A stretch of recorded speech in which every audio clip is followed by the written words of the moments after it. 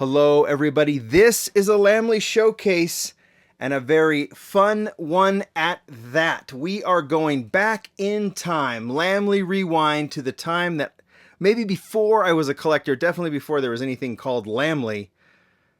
I get this question all the time. What cars did you have as a kid? What cars did you collect as a kid? Did you collect as a kid?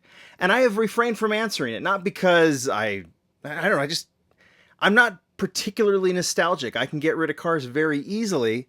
But I definitely had quite the collection as a kid. And now when I say collection, I probably started with a bunch of cars in a bin, in a plastic bin that got beat to you know what.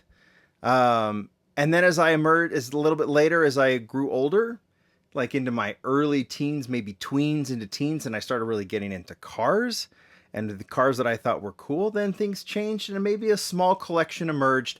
Definitely not at the level that I am now, of course, but that's what we're going to talk about in two parts in these videos. The reason I'm doing this is because Whatnot came to me and said, hey, do you want to do a show as part of our Whatnot Rewind series, Whatnot Rewind Weekend, which is this weekend if you're watching before March 2nd. It's actually going on right now as I'm filming this. And I thought, yeah, you know what? That might be really fun. So I put together these features, and then a lot of the stuff that I'm featuring in the next two videos will be available for giveaway and for sale. I'm going to find different ways because some people want to bid, some people want to win, but winning is by chance. Anyway, 9 a.m. Pacific time on the Whatnot app. There is a link down below. You definitely want to be there. This will be a very, very fun show because a lot of the cars you see here will be available there. Let's get started. All right, like I said, early as a kid, I'm going to do this in two parts. You can see somewhat in the background some of these premium models. These are Matchbox Premier, Matchbox World Class. These play a significant role in me becoming a collector. That's going to be part two. Part one is going to be all about my ode to the Matchbox 8-dot wheel. When I say when I was a kid, I did have a bin of cars, and they were Hot Wheels and they were Matchbox. And to be perfectly honest, I cannot remember any of them. I know they had four wheels. I know I threw them down the driveway. I know we crashed them. I know we did all of that stuff. There's like very, very faint memories of these cars, but they weren't about specific cars. They were just cars. They were just the equivalent of just the four-wheeled stuff I saw on the road. And that, as a young child, is what I thought of. And I think that's what most kids thought of. But I do remember one particular car, and I'm going to anchor this video in a couple of like significant cars as a kid. And the first one is this one. This is the car that I can remember earliest being kind of into not only the fact that I had a toy car, but that I liked how it looked and I liked what it was. This is obviously the Matchbox Porsche 928. Now, I'll say this right now. My childhood, as I remember it, all I remember are Matchbox. So this is a Matchbox only video. And I think a lot of people from my era, 80s, 90s, Hot Wheels was definitely super hot, but the difference between Matchbox and Hot Wheels, Matchbox was obviously not owned by Mattel at the time. This was Lesney. And then I think later, what was it, Tyco and some others. Matchbox was very different. Matchbox was all about realism, replicas of real cars, and Hot Wheels was that California custom style. And they were very, very different. And I gravitated towards this. Now today, Hot Wheels has premium and things that kind of move in that direction, that are very realistic race cars or street cars, and it kind of is more of a variety. Matchbox is somewhat of the same, but it's these origins where Matchbox and Hot Wheels were very, very different. So this one, this Porsche 928, now I acquired this and I'm going to give it away on Whatnot because I don't know where the one I have is. It's somewhere at my childhood home, I think, full of paint chips, but I just remember this Porsche in blue, this 928, and I thought it might be cool to acquire this and give it away carded, how it would have been purchased in the store. This is, I don't know if there's a year on this one. This is how my parents would have bought this one way back when. Oh, there's a year on it here in the front. 1980, so I would have been 6 years old when they bought this one for me. So yeah, little kid crashing cars. 6, 7. I started going, ooh, I kind of like this car. I like the way it looks. I like the way it's shaped. And this one this one is definitely the most significant model from my childhood by far. Like in terms of what I can remember, this one was significant. We'll give that one away. I will maybe find a loose version of that 928 to put. Now, as I emerged, one thing that I liked about these cars, now I started liking cars, and I remember having the poster, the Decisions poster. Then he had a Ferrari GTO, Porsche 959, Lamborghini Countach. And I, like many kids, kind of got into those cool cars, kind of the supercars of the era, the Ferraris, Lamborghinis, Porsches.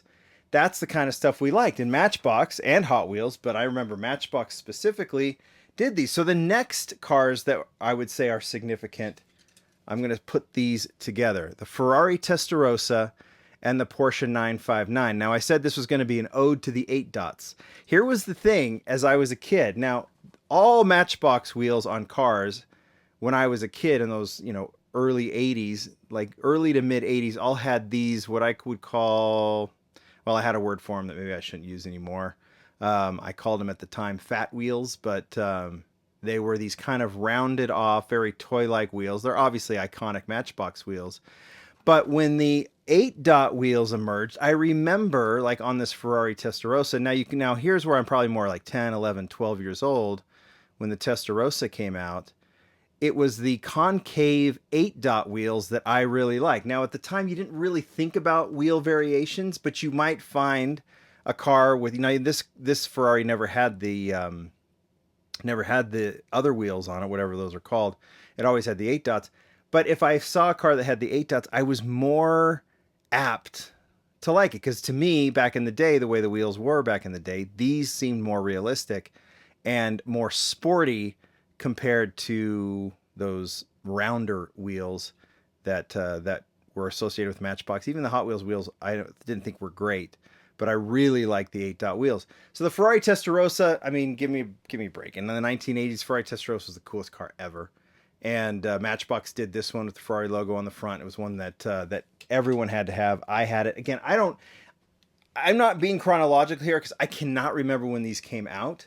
And I can't even remember if I was 10 or 14 when I acquired these cars. But I do remember saying, I want a Ferrari Testarossa.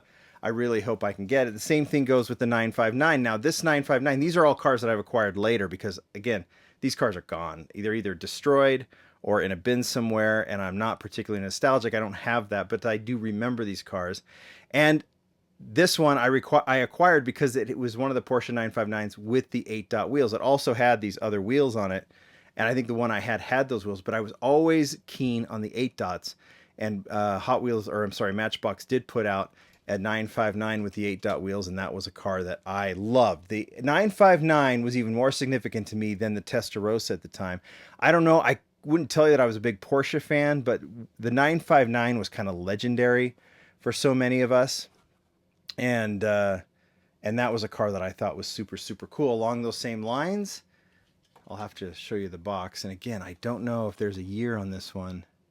1992. So the 8-dot wheels. So this goes back. Now I'm in high school. This would have been acquired in our family. I had 3 younger brothers, and I would have thought was cool because I would have said, all right, a $1 version of a Ferrari F40 is sure a lot easier to collect, or sure a lot easier to have than a real version of the Ferrari F40. And so while I wasn't as keen on toy cars, I would say, I wasn't keen about toy cars as a high school kid. I had other interests, as you can probably imagine. I also thought, it's kind of cool to have a small version of one of these, and I can just kind of have it on my dresser or something as a representation of the cars that I think are super cool. And the Ferrari F40, like it is now, was super cool then, and Matchbox's version with the 8-dot wheels was definitely one of those. The last one I'll say, and then we're going to go through some other cars for these 8-dot wheels that I would say was very significant, and I don't remember what, when, or where, but I spent my high school years in Phoenix, and I remember driving on Lincoln Boulevard. I think it was Boulevard or Avenue, for those of you in Arizona. getting ready to go on a family vacation, and we had to stop at a Lucky grocery store on Lincoln. And I don't know if my parents needed some food or something. And I ran in there, and I was just kind of putzing around while they were getting some of the groceries. And I saw in a small toy section some of the Matchbox in this more orange. It's not this car, but in this like orange yellow packaging. And the car I saw there was a car that I was, as a, older teenager, I would say, well, like 15, 16, thought was super cool. And I was like, I want to have a replica of this cool car. And it was this one, the BMW 5 Series. And so we bought it. Again, I don't know where that car is, but I was able to acquire this one, which is the exact car in black. I had a friend whose dad drove a BMW 5 Series in black, and I just thought this was such a cool car. And I said, I just threw it in the cart, and my parents, I don't know if they even knew they bought it, with the groceries, but I was like, this is a car I like, and I want to have, just like the Porsche 959 and the Ferrari Testarossa, a replica of this one. I had kind of moved beyond the cool kid cars like the Testarossa and the 959 at this point, and my taste had matured, and I thought that the BMW 5 Series was a super super cool car. Again, I don't know when it came out. I don't know what year. I wonder if there's a year on this.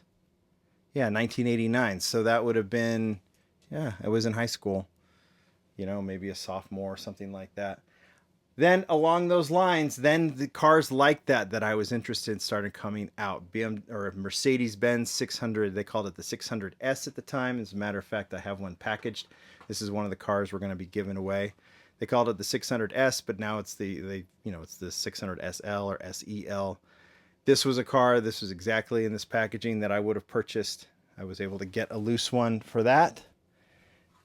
There was there's a lot. There's a lot of these kind of cars. Now, this is essentially the early point of my collection. I remember having these. I was more careful with them. I didn't let my younger brothers get to them because I didn't want them to destroy them like they destroyed everything else, including all the Star Wars figures that we had and everything else. I was a little bit more of a careful kid, and going into my teenage years, I was like, this is kind of a nice little representation of what I like as a kid. So I remember having these cars. Now, part 2 of this video, we got more to show in part 1, but part 2 of this video, at the same time, Matchbox started releasing the Premier and the World Class videos, or I'm sorry, cars, as we have here, and that's going to be what the part 2 is about. And some of those cars, as a matter of fact, this one was probably the most significant, started finding their way into my collection as well.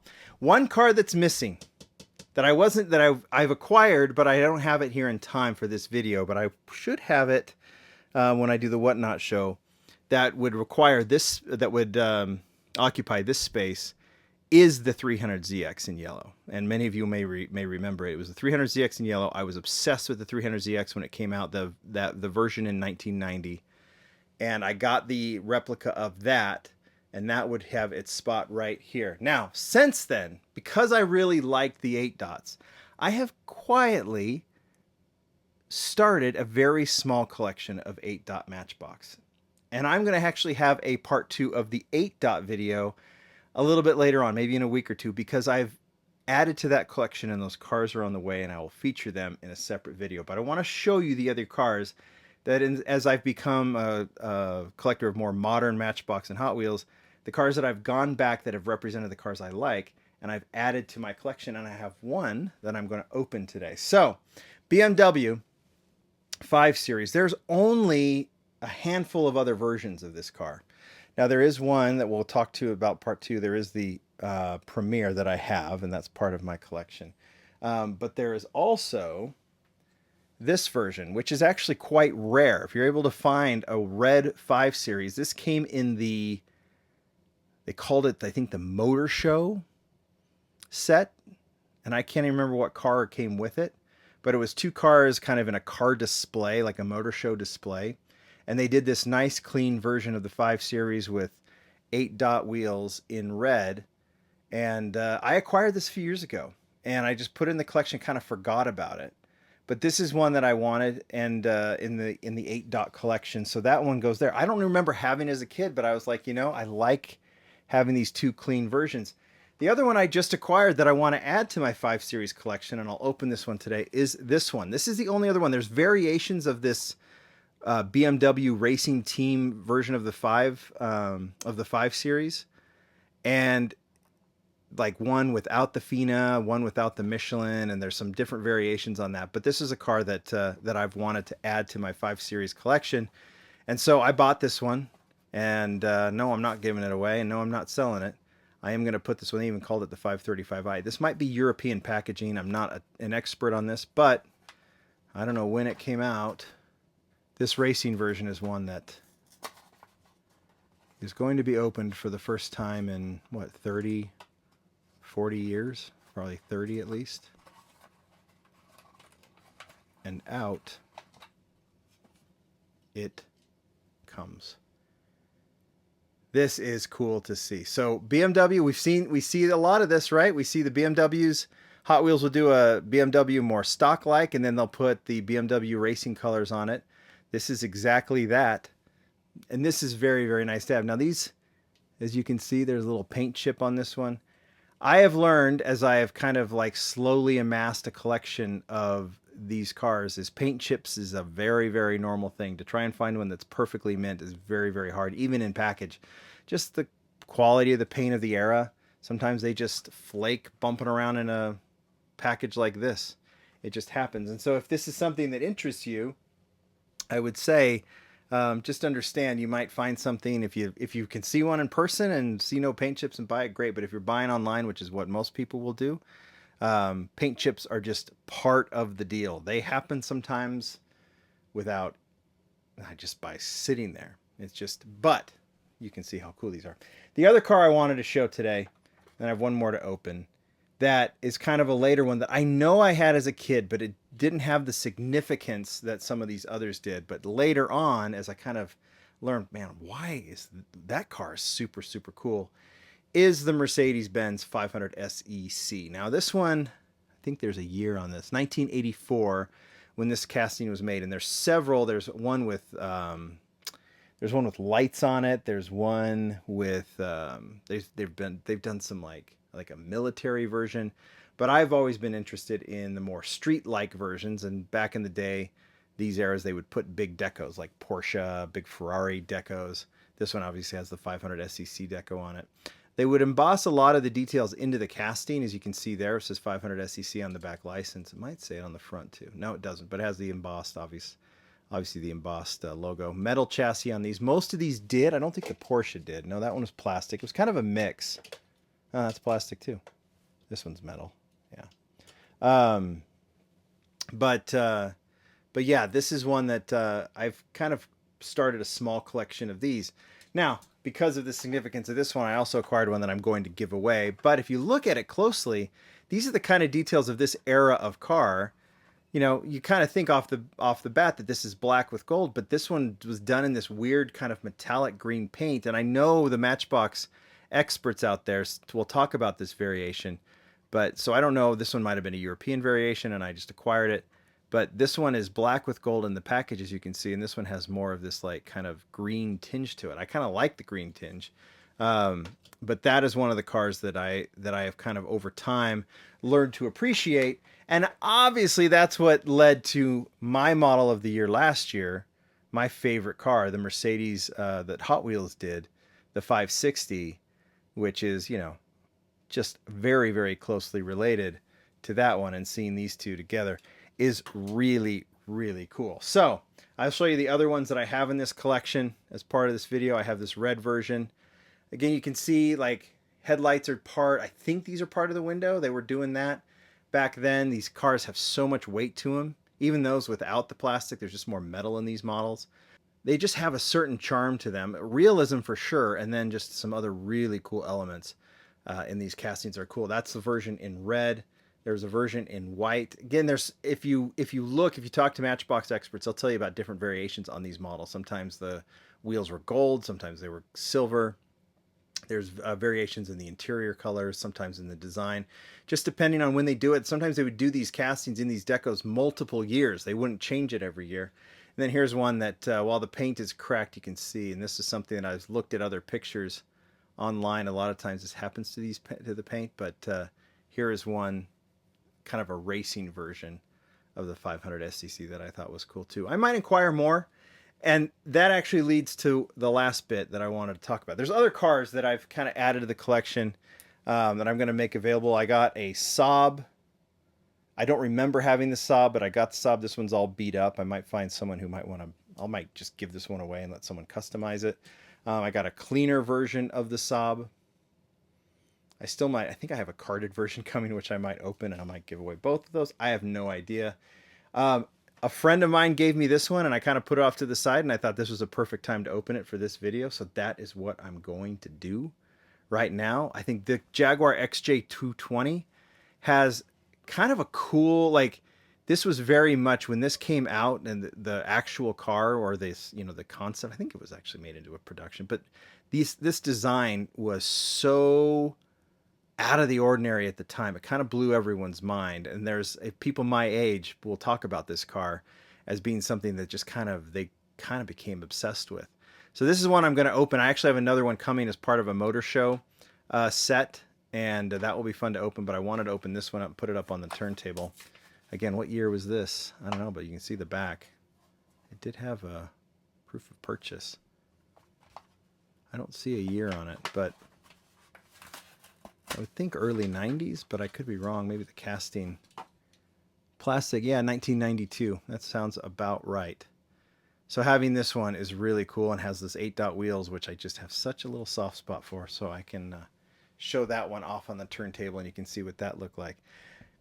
Tampo prints, headlights, that kind of thing just wasn't the same as it is now, and there's simplicity of these is definitely one of their charms. It's really, really cool to see these, and to be honest, this has motivated me to fill in some gaps. I don't know what the gaps are, but this is a cool collection. And I have, you know, I still collect a lot of the newer stuff. I've been very selective in what I add to my collection these days, but I thought it might be really fun because it's cool to go to swap meets and conventions and things and just kind of look around. And so from here on out, if I'm at the Matchbox convention or any other car show or swap meet, I'm going to keep my eyes open for 8-dot wheels, cars that I want that have the 8-dot wheels. And if I see something I like, I'll document it. I'll do a little YouTube short or a Instagram Reels or something, do just a post on social, and just tell you what I'm finding. And we're going to make this a little collection as we go. So I'm looking forward to doing that, kind of documenting that as we go. Might be 1 or 2 posts a year, could be multiple, but we're going to do that second video because I have quite a few more coming for this collection. You guys tell me what you think. Part 2 is Premier and World Class. That will be fun to showcase some of those. And then Whatnot on Saturday. You definitely want to be there. A lot of this stuff will be available. Thanks, everybody. Bye.